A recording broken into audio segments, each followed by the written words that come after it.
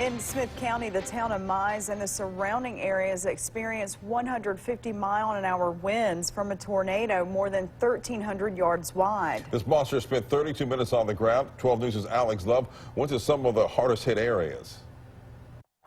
The small town of Mize, Mississippi experienced one of the worst of the 15 tornadoes to touch down across the state on Monday, and 3 days later, those in the agriculture business and homeowners are still feeling the impact. In a spot where 3 whole poultry houses once stood driving the town's chicken industry were transformed to ruins in a matter of seconds.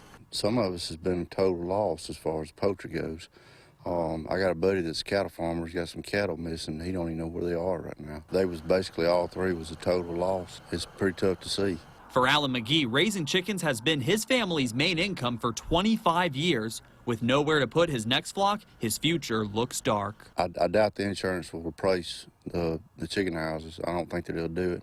I don't know how long it's going to take me to clean it up. It's a pretty good mess. I would have got another flock of birds probably next Thursday. It's a substantial portion of my income, I'll say that. Farther up Smith County Road 77, other homeowners were left with houses made unlivable, including the Ainsworth family, whose dream house sits half blown away. We haven't had time or even cared to think about what we lost because we gained so much whenever our lives were spared. We have 6 grandchildren, 2 children. Rummaging through their belongings across the yard, the Ainsworth family was able to find their wedding rings, birthstones, and even trophies won by their kids over the years. The trophies were in the game room, and the game room was totally demolished, and the trophies, they are just perfect, just like the day that they were awarded them. A major inconvenience less than a week before Christmas, but some signs of the holiday still survived the tornado. We did manage to salvage the grandchildren's Christmas presents.